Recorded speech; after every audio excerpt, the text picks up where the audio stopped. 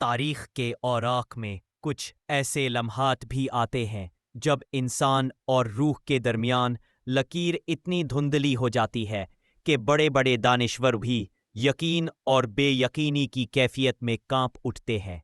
تصور کیجئے کہ آپ ایک ایسے تخت کے سامنے کھڑے ہیں جس کی شان و شوکت زمینی وضاحتوں سے ماورا ہے، اور آپ کا سامنا ایک ایسی ملکہ سے ہے جس کا وجود ہی حقیقت کو بارے میں آپ کے تمام تصورات کو چیلنج کر دیتا ہے۔ آج ہم مقدس آسمانی صحیفوں میں ریکارڈ کیے گئے سب سے پراسرار معمہ کی گہرائی میں اترنے جا رہے ہیں۔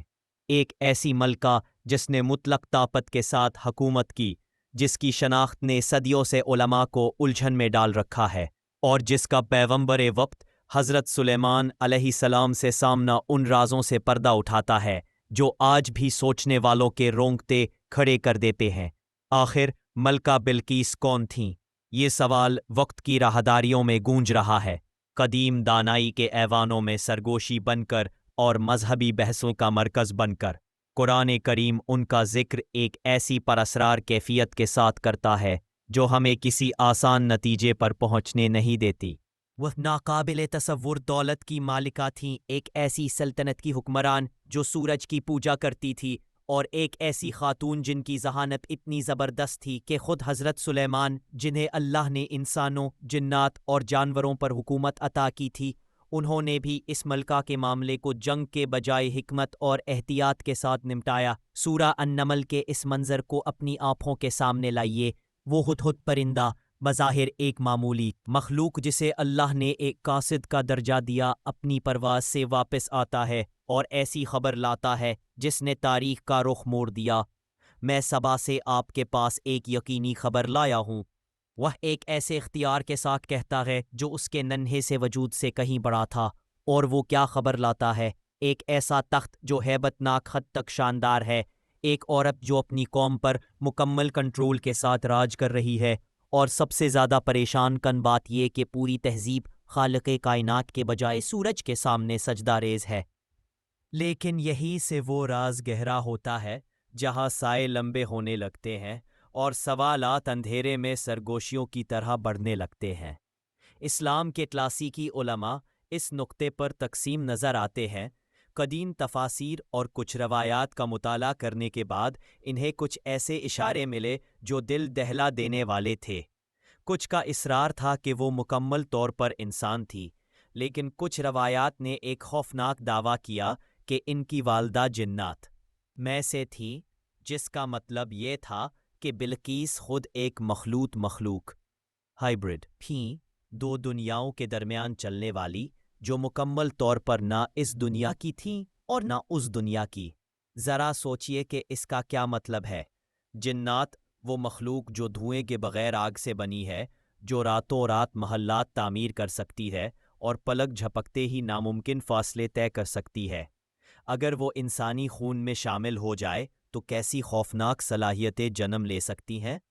کیا واقعی ایسی مخلوط نسل کی کوئی ہستی خالص انسانوں پر حکومت کر سکتی تھی؟ کیا اس کے پاس ایسی طاقتیں تھیں جو عام انسانی حدود سے تجاوز کر گئی تھی؟ قدیم تحریریں کچھ ایسی جسمانی نشانیوں کی طرف اشارہ کرتی ہے جو ان نظریات کو ہوا دیتی ہے۔ جب بلقیس آخر کار سلیمان علیہ السلام کے محل میں پہنچتی ہے تو انہیں ایک ایسے فرش کا سامنا کرنا پڑتا ہے جو اتنا شفاف اور پالش شدہ تھا کہ پانی معلوم ہوتا تھا۔ قرآن ہمیں بتاتا ہے کہ انہوں نے اسے پانی سمجھ کر اپنے کپڑے اٹھا لیے اور اپنی پنڈلیاں ظاہر کر دیں، اور یہاں قدیم مفسرین کچھ عجیب سرگوشی کرتے ہیں۔ کچھ کا کہنا ہے کہ ان کی ٹانگوں پر غیر معمولی بال تھے، ایک ایسی نشانی جو ان کے مبینہ جناتی ورثے سے منسوب کی جاتی ہے۔ یہ محض جسمانی فرق نہیں تھا، بلکہ یہ اس شک کو یقین میں بدلنے جیسا تھا کہ ان کے وجود میں کچھ ایسا ہے جو اس دنیا کا نہیں۔ اگر آپ بھی ان قدیم رازوں کی کشش محسوس کر رہے ہیں، اگر آپ ان کہانیوں کی بھوک رکھتے ہیں جو روحانی دنیا کو تاریخی حقیقت سے جوڑتی ہے، تو ہمارے ساتھ اس سفر میں شامل ہو جائیں۔ ابھی سبسکرائب کریں، کیونکہ اس کہانی کی تہوں میں ابھی مزید ایسے سچ چھپے ہیں جو اس دنیا اور اس سے ماورا آپ کے تصورات کو ہلا کر رکھ دیں گے۔ آئیے ان سایوں میں ایک ساتھ چلیں اور مقدس تاریخ کے تاریک کونوں میں روشنی تلاش کریں۔ سلیمان علیہ السلام اور بلقیس کی یہ ملاقات محض ایک سفارتی سامنا نہیں رہتی، یہ یقین اور شک کے درمیان، خالص ایمان اور دنیاوی جاہ و جلال کی دلکشی کے درمیان ایک روحانی ٹکراؤ بن جاتی ہے۔ اس سے پہلے کہ جنات کی طاقت سے ان کا تخت پلک جھپکتے ہی سلیمان علیہ السلام کے پاس لایا جاتا، اس سے پہلے کہ وہ معجزات کو دیکھتے جو ان کی پرانی حقیقت کو چکنا چور کر دیتے، انہیں ایک فیصلہ کرنا تھا۔ ملکہ، چاہے وہ مکمل انسان ہو یا کچھ اور، اتنی دانائی رکھتی تھی کہ جب سچ اس کی آنکھوں کے سامنے ظاہر ہوا تو اسے پہچان سکے، لیکن اس پہچان کا راستہ خوف اور حیرت سے بھرا ہوا تھا۔ جب ان کا اپنا ہی تخت ناممکن فاصلے طے کر کے ان کے سامنے نمودار ہوا تو کیا ہوا؟ جب انہیں احساس ہوا کہ جس طاقت کو وہ مطلق سمجھتی تھی وہ اللہ کی عطا کردہ بادشاہت کے سامنے کچھ بھی نہیں، تو ان کے ذہن میں کیا طوفان برپا ہوا۔ یہ سوالات دھوئیں کی طرح فضا میں معلق ہیں، اور ان کے جوابات طاقت، ایمان اور تبدیلی کی حقیقت کے بارے میں کچھ بہت گہرا ظاہر کرتے ہیں۔ جس لمحے بلقیس نے حضرت سلیمان علیہ السلام کے محل میں قدم رکھا، وہ تاریخ انسانی کے سب سے زیادہ نفسیاتی دباؤ والے لمحات میں سے ایک تھا۔ اس سفر کے بوجھ کا تصور کریں۔ یہ وہ ملکہ تھی جنہوں نے فوجوں کی کمان کی تھی، اتنی دولت جمع کی تھی کہ دوسرے بادشاہ حسد سے جل اٹھتے، اور شاید وہ ایسی صلاحیتیں بھی رکھتی تھیں جو عام انسانی تجربے سے باہر تھیں۔ اب وہ ایک ایسی جگہ چل رہی تھیں جسے ان کی حقیقت کے ادراک کو مکمل طور پر توڑنے کے لیے ڈیزائن کیا گیا تھا۔ ان کے قدموں کے نیچے کا فرش ایک وسیع پانی کا ذخیرہ معلوم ہوتا تھا، بالکل شفاف اور ناممکن حد تک گہرا۔ ان کا فوری رد عمل، یعنی پانی سمجھ کر اپنے کپڑوں کو اٹھانا، صرف ان کی ٹانگوں کو ہی ظاہر نہیں کر رہا تھا، بلکہ یہ ان کی کمزوری اور ان کی انسانیت کو بے نقاب کر رہا تھا، چاہے وہ خالص تھیں یا مخلوط۔ یہ تو شیشے سے جڑا ہوا ایک چکنا صحن ہے۔ سلیمان علیہ السلام نے انہیں خبردار کیا، اور اسی لمحے ان کے دنیاوی نظریات کی مضبوط دیواریں گرنے لگیں۔ یہ کوئی معمولی تعمیراتی کارنامہ نہیں تھا، یہ علم اور طاقت کا ایسا مظاہرہ تھا جو ان کے تجربے سے بالاتر تھا۔ چاہے ان کی رگوں میں جنات کا خون تھا یا نہیں، وہ ایک ایسے پیغمبر بادشاہ کے سامنے عاجز کھڑی تھیں جن کا اختیار فوجی طاقت یا خزانے سے نہیں بلکہ رب العالمین کی اطاعت سے ماخوذ تھا۔ وہ اسلامی اسکالرز جو یہ تجویز کرتے ہیں کہ بلقیس جناتی نسل سے تھیں، وہ مختلف تاریخی اور مذہبی نصوص میں بکھری ہوئی تفصیلات کی طرف اشارہ کرتے ہیں۔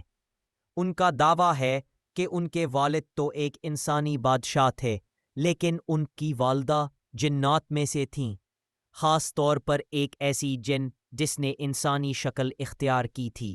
یہ نظریہ بلقیس کے بارے میں مشہور افسانوں کی وضاحت کرتا ہے، ان کی غیر معمولی حکمت اور ان کی ایک ایسی وسیع سلطنت پر کنٹرول رکھنے کی صلاحیت جہاں جنات کا بصیرہ بھی تھا۔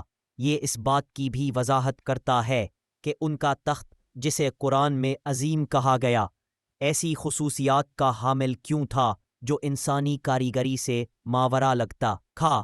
کیا اسے صرف انسانی ہاتھوں نے بنایا تھا یا جناتی کاریگروں نے اس کی تیاری میں اپنا حصہ ڈالا تھا؟ لیکن یہاں وہ گہرا روحانی سبق پوشیدہ ہے جو ان کی اصل نسل کے سوال سے کہیں زیادہ اہم ہے۔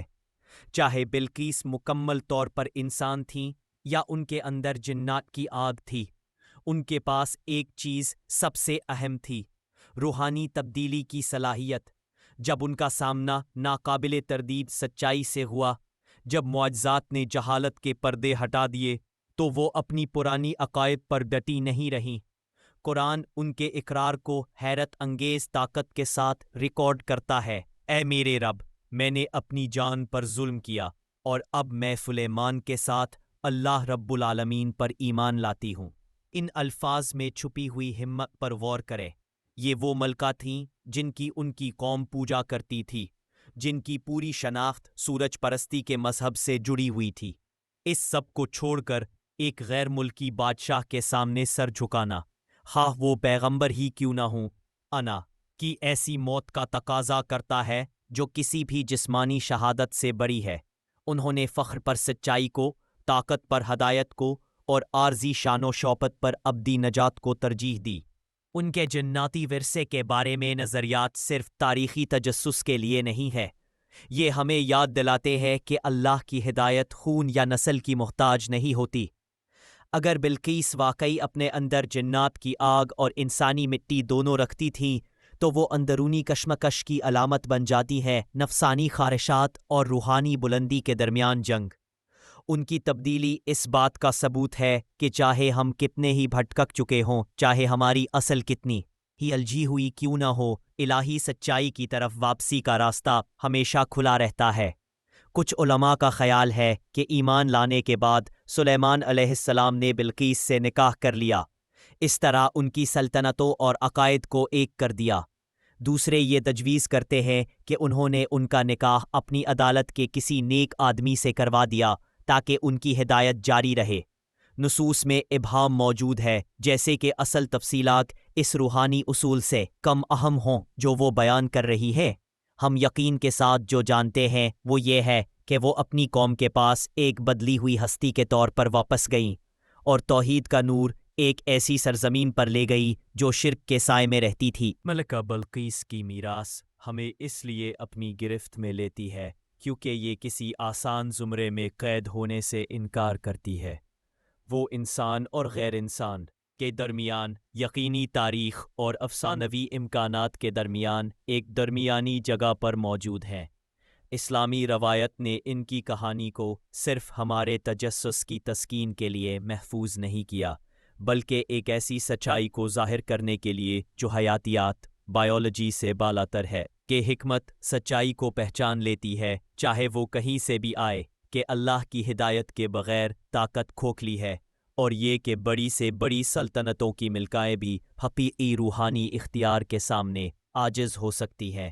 جب آپ اس کہانی کے اثر میں بیٹھے ہیں، اپنے آپ سے پوچھئے، میں نے اپنی زندگی میں کون سے تخت بنا رکھے ہیں؟ میں کن جھوٹے سورجوں کی پوجا کرتا ہوں اور کن دنیاوی روشنیوں کو میں نے خالق کی حقیقی روشنی سمجھ لیا ہے؟ بلقیس ایک تنبیہ بھی ہے اور ایک وعدہ بھی۔ تنبیہ یہ کہ دنیاوی طاقت صبح کی دھند کی طرح ختم ہو جاتی ہے، اور وعدہ یہ کہ تبدیلی ان لوگوں کے لیے بھی ممکن ہے جو راستے سے بہت دور نظر آتے ہیں۔ کیا بلقیس انسان تھیں، جن تھیں، یا دونوں؟ یا ان کی کہانی کی طاقت کسی گہری چیز میں مضمر ہے جو براہ راست آپ کے دل سے مخاطب ہے؟ اپنی رائے نیچے کمنٹس میں شیئر کریں۔ آپ کے خیالات اس قدیم گفتگو کو جاری رکھیں گے اور ان صدیوں پرانے متلاشیوں کی آواز میں اپنی آواز شامل کریں گے جو نے اس قصے میں اپنی جدوجہد اور کامیابی کا عکس پایا۔